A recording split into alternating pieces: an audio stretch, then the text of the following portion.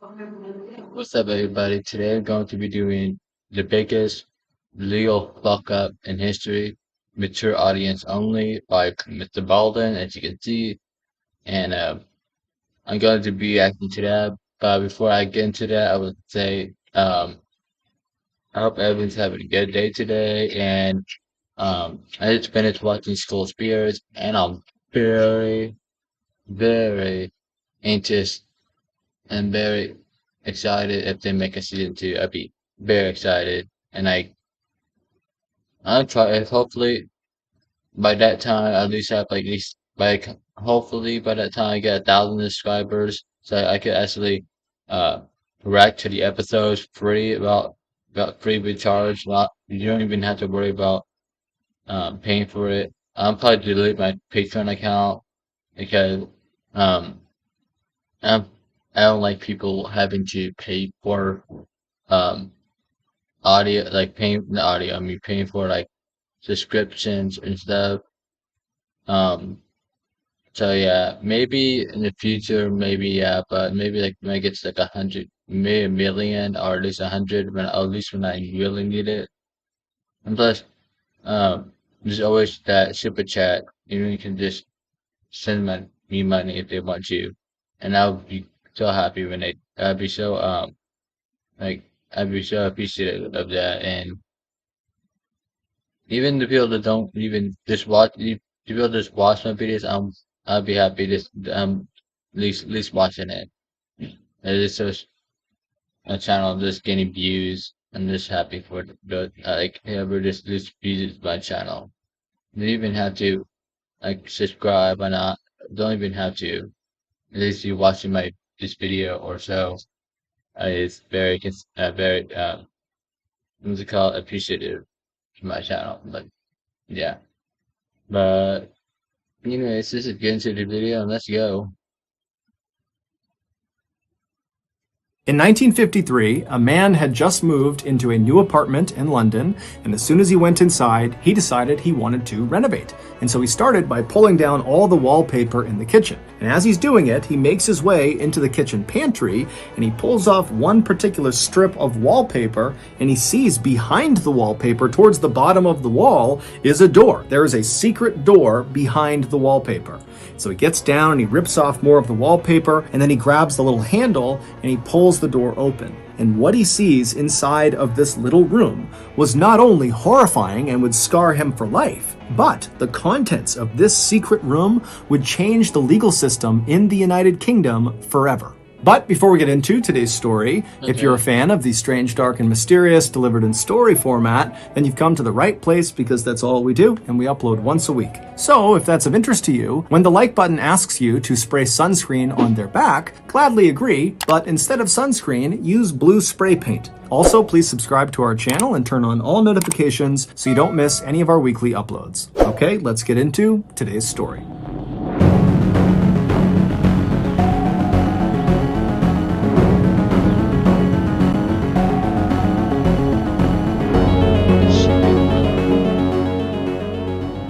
The crime that would eventually put Timothy Evans on death row was horrific. But when you take a look at Timothy Evans's past, it's not really a shocker that his life played out the way that it did. Before Timothy was even born in 1924 in the southern end of Wales, his father had abandoned him and his siblings and his mother. And because Timothy's mother made almost no money, when Timothy was born, he was effectively born into poverty. As a young child, Timothy really struggled to learn how to speak properly, and then in school, he just really struggled to keep up with his peers. To make matters worse, when Timothy was 8 years old, he contracted tuberculosis of the skin on the underside of his right foot. This condition is not necessarily fatal, but it causes these large, painful blisters that take a really long time to go away, even with treatment. And because Timothy's outbreak was on the underside of his foot, it made walking nearly impossible. And so for a few years, starting when he was I 8 bet. years old and he was diagnosed with tuberculosis of the skin, Timothy Timothy had to miss huge chunks of his schooling to get medical treatment. And then other times he was missing school simply because he couldn't walk. And considering how poorly Timothy was already doing in school, these huge extended absences were totally catastrophic for his education. In fact, later in life, it would be determined that Timothy's IQ, which is a way to measure people's intelligence, was somewhere between 60 and 70, which is very low and put him in the range of having an intellectual disability. Not long after his tuberculosis of the skin diagnosis, Timothy would remain in school despite all of these absences and despite how difficult it was for him, but his real focus would shift from getting an education to trying to find work in order to help provide for his family, who were very poor. And Timothy was willing to do just about anything for money. For example, when he was only 13 years old, he became a coal miner, one of the most dangerous jobs on the planet at the time and still today. But despite Timothy's willingness to do these really challenging jobs that often paid very little, he would always eventually get fired, or he just would. Every time I think of a coal miner, I feel like they're like, I think of my Bloody Valentine, but I feel like if I was to walk into those type of things, I feel like I may see him and just see him just kill me, and that's in my life right there. I would get scared if I would get scared of anyone just like that. Because I don't like the clothing, they're creepy. You have to wear those. Oh, just no, I don't deal with it. Not get the job in the first place. He would be rejected. And always it was because either one, he had a flare-up of his tuberculosis on his foot, which made it impossible to walk, and so he couldn't go to and from his job, and so he'd be let go, or it would be because of his illiteracy, and the job just could not take someone in that could not read, write, or really even speak very well. Or in some cases, like when Timothy tried to join the military when he was 18 years old, and World War II was raging and all of his peers are going off to fight the war, well, when he tried to enlist, the military said, we can't take you because you are illiterate and because of your foot. This constant cycle of rejection and embarrassment really made Timothy quite cynical. He felt like he just didn't belong anywhere. And so at some point, perhaps as a coping mechanism, Timothy began to lie. He'd make up tall tales about the adventures he'd been on and all the influential people he knew and the superhuman skills he possessed. Now, most people who knew Timothy didn't believe any of the stories he told, but every now and again, some people actually did. And for Timothy, that little sliver of respect he would get in that moment, even though it was built on a lie, on an illusion, it was incredible for him. He didn't get that anywhere else in his life. And so he kind of became addicted to telling these lies. Alright. Hey, what's it called? If you see me closing my eyes half the time, not because I'm bored, it's because last night I didn't get no sleep.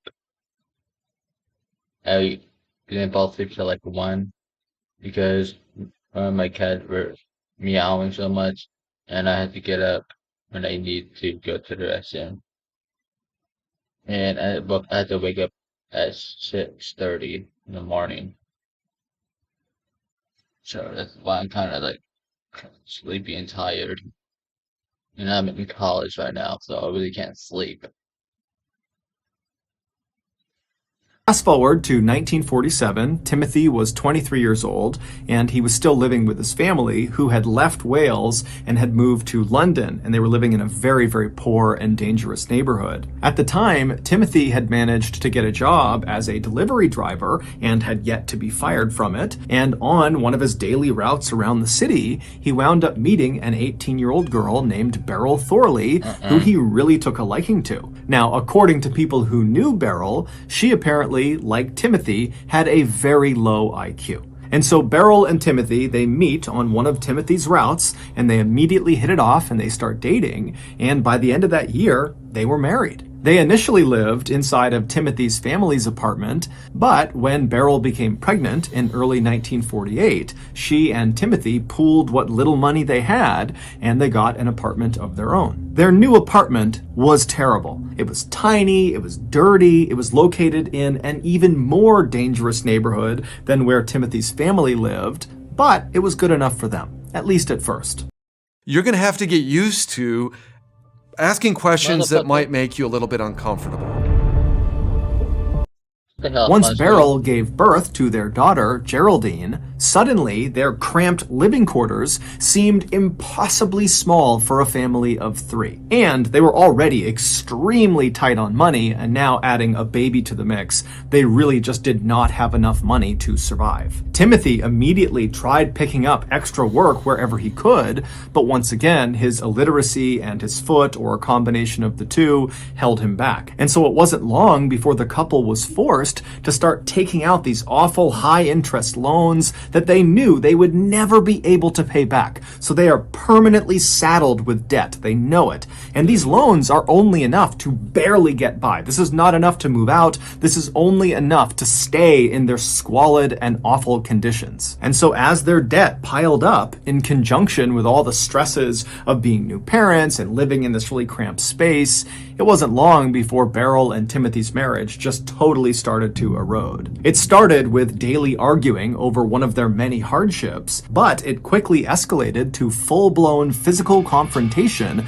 that often was so loud that passerby outside in the very busy street would hear, coming from the 3rd floor, Timothy and Beryl screaming and yelling and punching each other, to the point where people outside literally stopped and just looked up, wondering what was going on up there. As Timothy's world seemed to just kind of crumble all around him, he at first turned to a coping mechanism he had used for most of his life, and that was just to lie about his current situation. He would tell people who would listen that he and his wife and his kid were doing great and everything was fine. But, behind closed doors, that wasn't true at all, and so that coping mechanism really didn't do a lot for him. And so Timothy eventually turned to alcohol to cope with his misery. But the alcohol would only make the situation worse because it was yet another thing for his wife to be mad at him about, and he was depressed all the time, and it was eating away at their non-existent budget to pay for all this alcohol. And so Timothy would turn to yet another source for comfort, but it would be a very unlikely source of comfort. It would be his downstairs neighbor, John Christie. And the reason his downstairs neighbor was so unlikely was because John could not have been more different from Timothy. John was nearly double Timothy's age. He was incredibly smart, and he was respected not only by his peers, but really by the community. And that respect came from the fact that John had served during World War I and been right on the front lines, and had nearly been killed during a mustard gas attack when he was fighting in the trenches. And then after the war was over, John would come back to London, and he would become a police constable for quite a while, and then after retiring from the force, he became a post office clerk.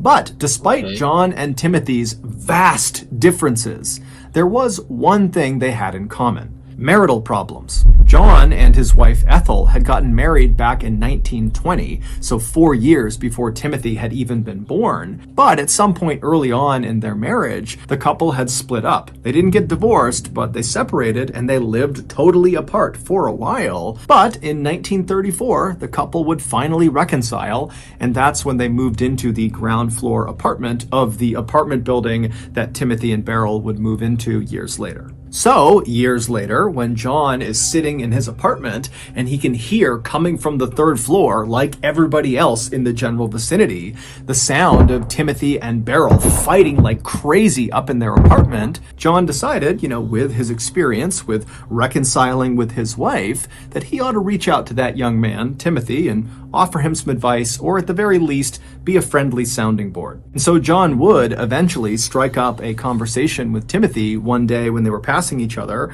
and Timothy was at a place in his life where he was looking for friends. He didn't have any friends.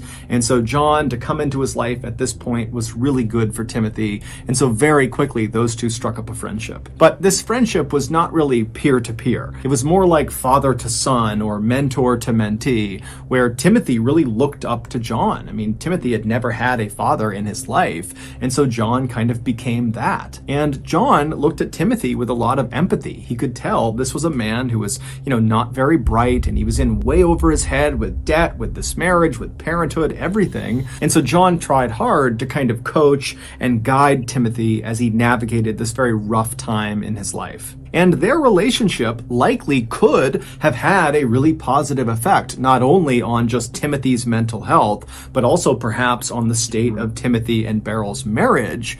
But it was not long after John met Timothy that Timothy found out Beryl was pregnant with a second child. This was terrible news for Timothy. He knew they absolutely could not afford another child. As it was, they couldn't afford the current child they had. They couldn't afford anything. And in the United Kingdom, abortions were illegal, so there was no way to terminate this pregnancy. And so, totally desperate and terrified, Timothy turned to John for guidance. And John would later recall on the witness stand during Timothy's trial that, John did his best to try to console and comfort and tell Timothy that everything was going to be okay. You'll get another job. You'll take out another loan. It'll all work out. But, as John would say on the witness stand, his words didn't have any effect on Timothy. Timothy, by the time he came to John, was totally inconsolable, he was desperate, and he was unhinged. And so John started to suspect that Timothy might do something really drastic to make his troubles go away. And John would be correct. Oh, hell no. What the hell did he do? You gotta kill that child and kill him. While you lay in bed at night and you're looking up at your plastic glow-in-the-dark stars that line your ceiling, do you ever pull the blankets up to your chin and snuggle down? I remember having those, but I want to go back to the story. I know what he did, but I think I know what he did, but I do not want to. I really hope it's not him killing that child. A very disheveled-looking Timothy wandered into a local police station. SeatGeek is offering a great deal to all of you. Use code MrBallen for $20 off tickets at SeatGeek. That's $20 off your first purchase with promo code MrBallen. Make sure you click the link in the description to download the app.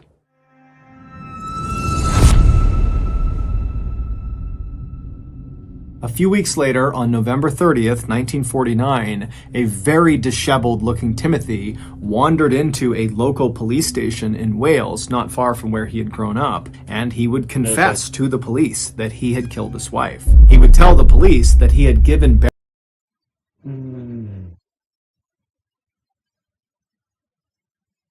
I figured something it would be a child, or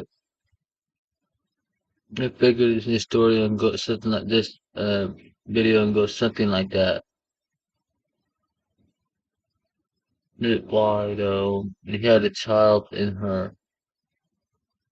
He better not kill her right before he had the second child. That'd be so fucked up. I mean it. That'd be fucked up if he did that.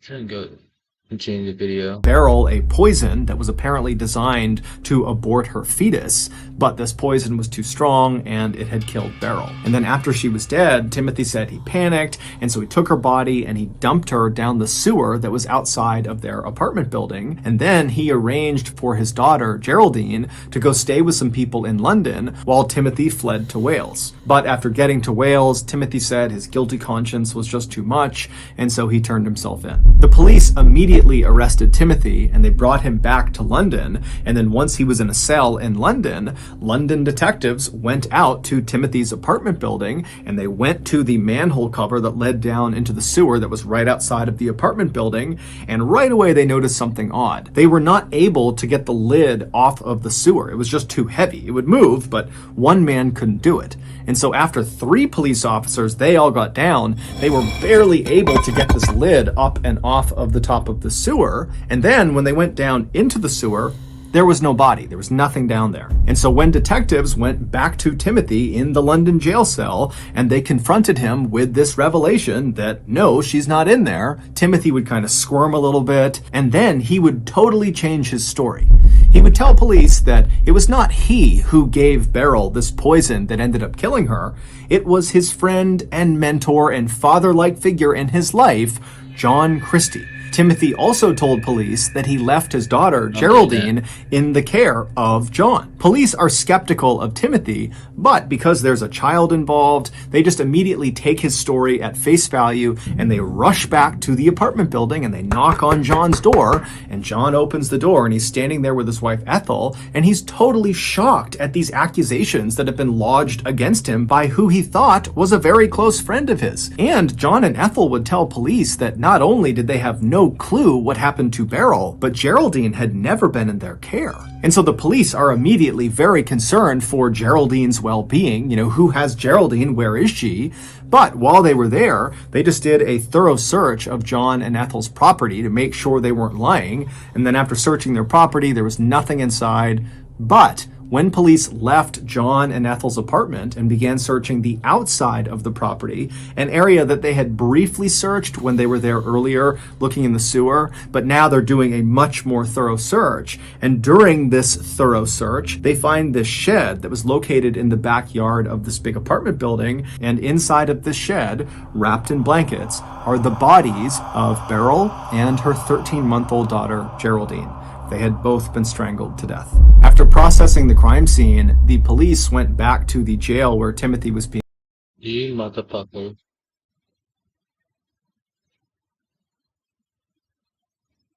You motherfucker.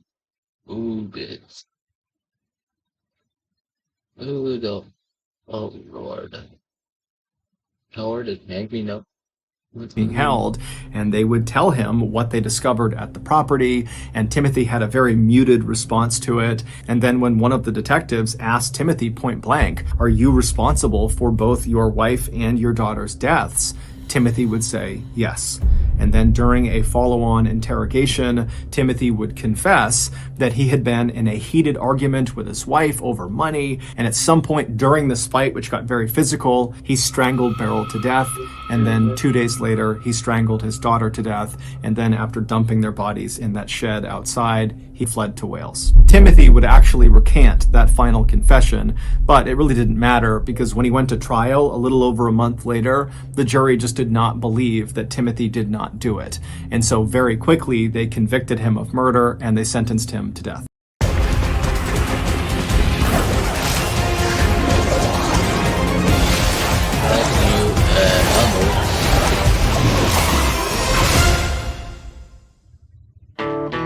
Favor makes it easy to show your love. Skip the dishes, I ordered dinner.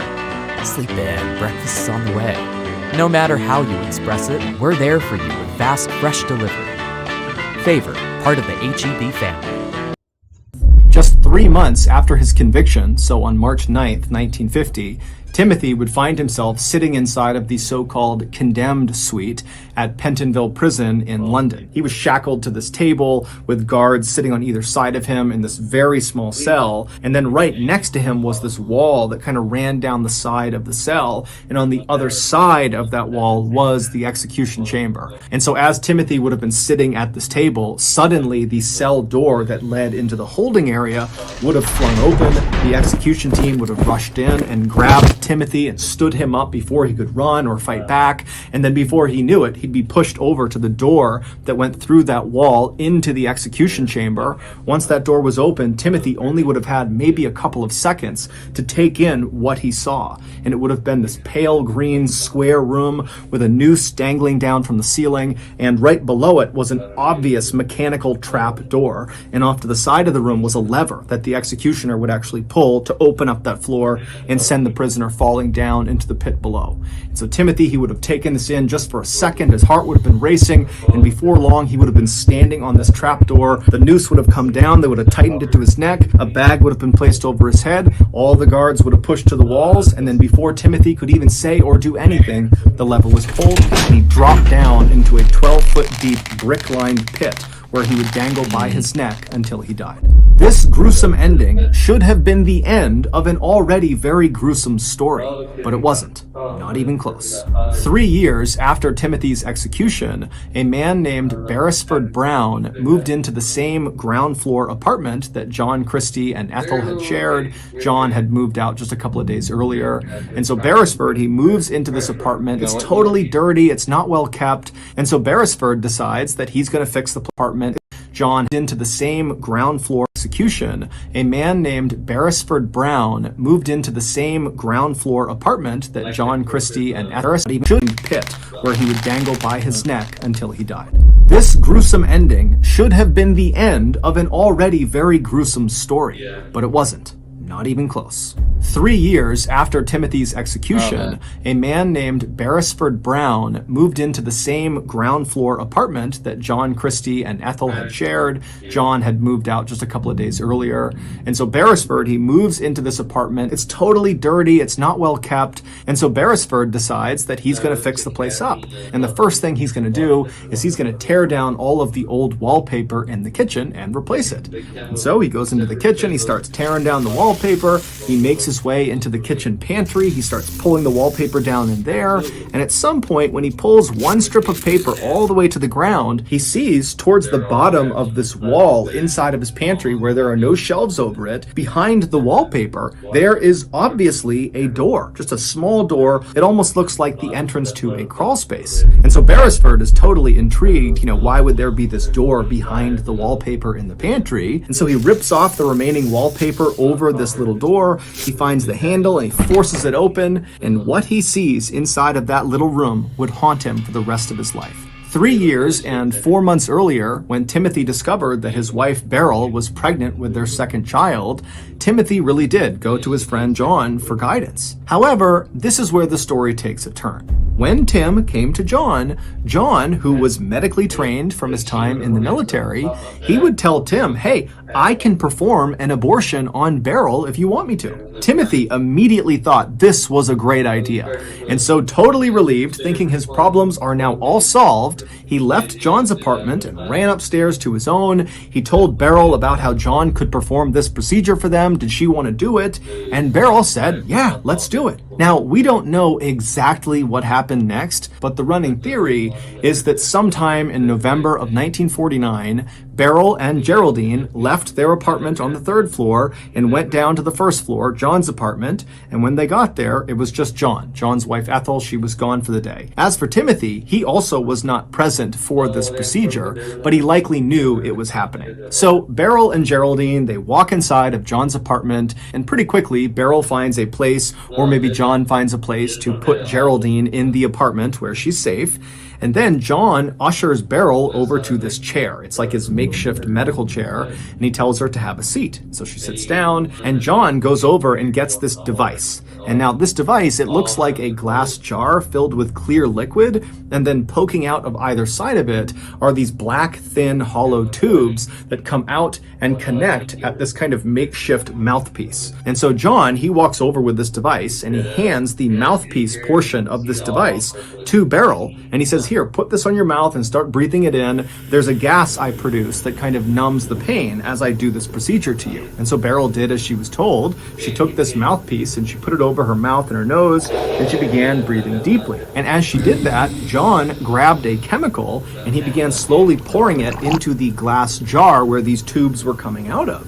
And as he did that, a white gas began to form above the liquid inside of the jar, and there was a cover over the top of this jar. So the gas was trapped inside of this jar, and as Beryl is taking these big breaths through those tubes, she's sucking that gas into her lungs.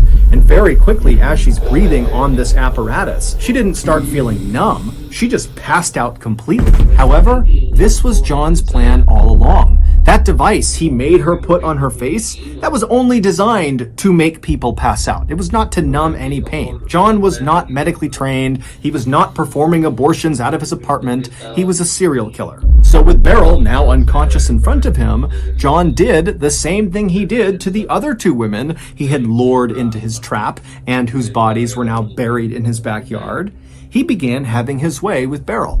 And at some point during this assault, Beryl woke up and began trying to fight off John, but he overpowered her and he strangled her to death. And then after she was dead, John just walked into the other room where Geraldine was, and he used a shirt tie and he wrapped it around Geraldine's neck and he strangled her to death. And then after that, he put the mother and daughter together in some sheets and he put them out in the shed. You motherfucker. You bitch. You bitch. You bitch. Ooh, you bitch. Like,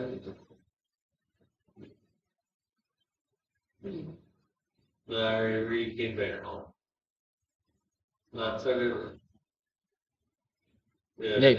This thing making me fuck. I've just been lied to it. And like, I believe when he, well, I kind of have it. Like earlier, I had a 20% believing him being that he gave him, but then I just took it off because he was arguing with his wife earlier, so I guess thought that that's what he did. He killed them. But now I I thought I've been lied to. He did it. So that's fucked up. Yeah, that's just horrible. In the backyard. Later, when Timothy came to John's apartment to see how the procedure had I don't have nothing against abortion. Like, here's the thing. Well, I don't like abortions, but everyone's choosing if they want to, especially if they got like, at least raped or something. Okay, but if you didn't get raped, you just wanted to have a child, or at least you wanted to, like you didn't really expect it. That's just kind of stupid. Just give it to someone because you're the way you're gonna be hated by someone in your family. At least, and by you giving it away, at least you know it's still alive for at least a little bit longer. But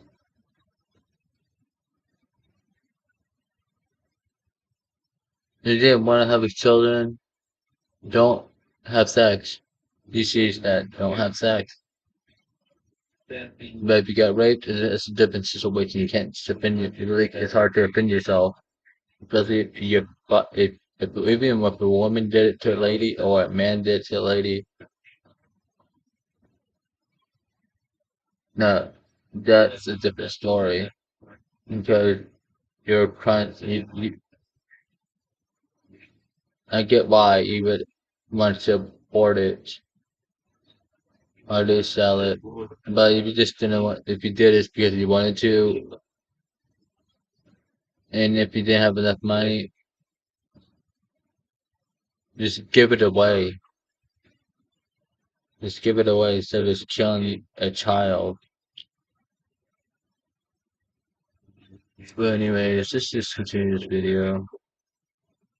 gone on his wife, John would tell Timothy that, sorry, it didn't work out and your wife is dead. Don't worry, I'll look after your daughter and make sure she's taken care of. You need to flee London and go to Wales now. And so Timothy, without really asking any questions, would do as he was told and he would flee to Wales. But a little while later, when he tried to check in with John about how his daughter was doing, because he had no idea where she was or who she was with, John would just not let Timothy see her. And so Timothy, eventually just feeling racked with guilt about this whole situation, he went to police. And critically, when he spoke to police, he lied about what happened. He wanted to protect his friend John, who he looked at as a father figure, as a mentor, as a close friend. And so he said, I killed my wife. And so this is why Timothy got the location of his wife's body wrong, because he didn't know. He just guessed the sewer. And so that explains why when they got over to the sewer, not only was it empty, but it seemed totally impossible that anybody could have lifted this manhole cover on their own. It was too heavy. Then, after police discovered Beryl and Geraldine's body, and they went back to the London jail and told Timothy, that was the first time he found out what had happened to his daughter. Because to that point, Tim really did believe that John had just been taking care of Geraldine, or John had handed off his child to somebody else who was taking care of Geraldine. But either way, Geraldine was okay.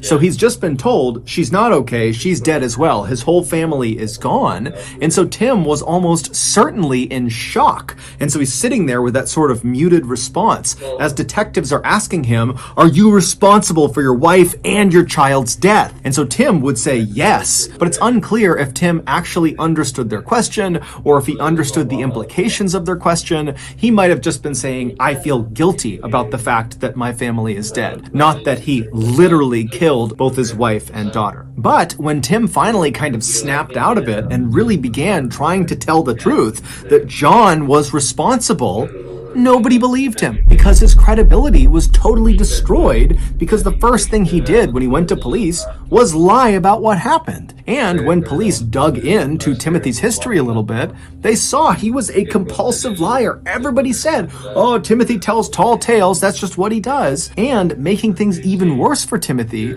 was the fact that he had a very clear motive for why he might harm his family. He was under crippling debt, and his relationship with his wife was incredibly toxic and often became physical, and there were lots of witnesses to that. During Timothy's trial, despite the fact that Timothy and his lawyers tried everything they could to point the finger at John Christie, saying, no, he's the guy responsible, because John was constantly on the witness stand and had this impeccable resume as this war hero and this police constable, and he was well respected and he was well spoken and he was smart, the jury completely believed him. He was the epitome of credible, whereas Timothy was the opposite. And so it was largely John, the real killer's testimony that actually put Timothy, the innocent man, on death row. Also, the police totally botched the investigation from the beginning because the police went into the investigation already completely convinced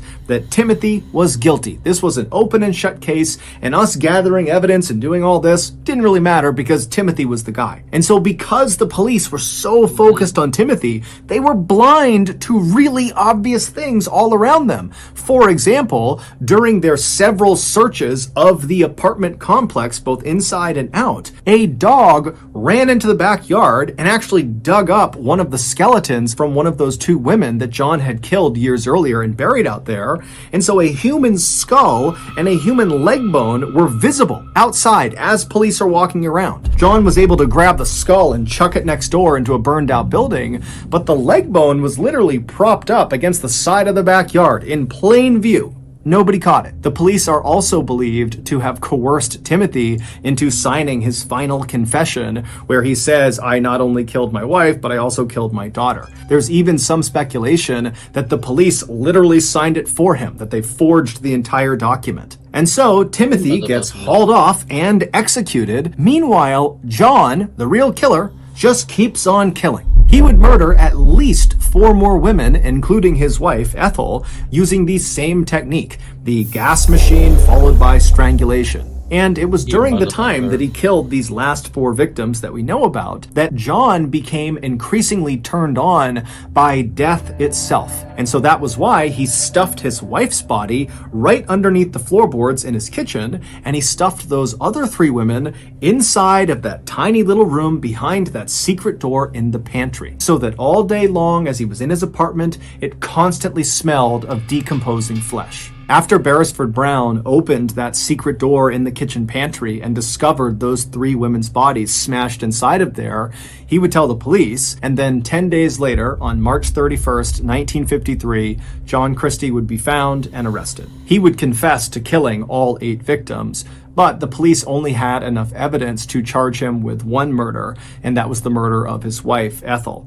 But he was found guilty of that, and it was enough to warrant a death sentence. On July 15th of that year, at about 9 a.m., John Christie found himself sitting in the same condemned suite at Pentonville Prison that Timothy Evans had been sitting in 3.5 years earlier. Then, moments later, the door behind John opened up. The same execution team that killed Timothy Evans came inside, they grabbed John, they hoisted him up, they moved him over to the door that led into the execution chamber. The door flung open and John got his first look at the gallows. They rushed him over to the middle of the room. They pulled the noose down, tied it tight around his neck. They put the bag down over his head. All the guards stepped to the side. And then right as the executioner is about to pull down the lever, John, out of the blue, says, "Wait, my nose itches." To which the executioner just said, "It won't bother you for long." And then he pulled the switch. Due in large part to the massive injustice in this case, where an obviously innocent man was carted off and executed, the UK would suspend the death penalty in 1965, and then in 1969, they would abolish it entirely. Between those 2 dates, in 1966, Timothy would receive a posthumous pardon for the murder of his family, meaning he is officially an innocent man. So that's going to do it. If you got something out of today's episode and you haven't done this already, when the like button asks Okay. This is a you to lot. spray sunscreen Ooh. Okay. This one's a lot different from the ones I've seen previously. And I wasn't expecting that at all. Mm, mm, I don't know. Now, whenever I had kids, I don't think I'm gonna want to have like a babysitter. I wouldn't know what they're doing to them. And plus, I don't know, a babysitter. I don't think there's. It's hard to trust. Nowadays, it's hard to trust anyone. Trust people. You never know what this wrong. If people didn't trust, if people didn't really trust people back then they don't trust people nowadays.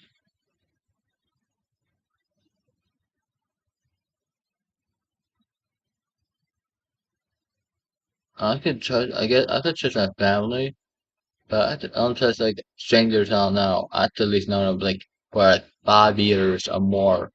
At least um trust them. At least so they don't. I don't see like one little lie, couple of lies they've done in a couple of those 5 years or so. Then I do not trust them to with a child. I do not. I would not trust them. But um, and see y'all in a sec. And be doing another reaction to this. Another reacting to MrBallen he posted yesterday. So I'm gonna react to that right now. And yeah.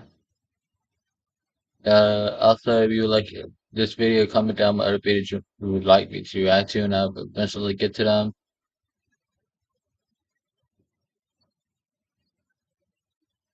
Yeah, I'm naming this title something. You'll see when I post it. It should be sometime earlier today. Thank you for watching. I'll be all you got. Good day today. See y'all in a sec. Bye.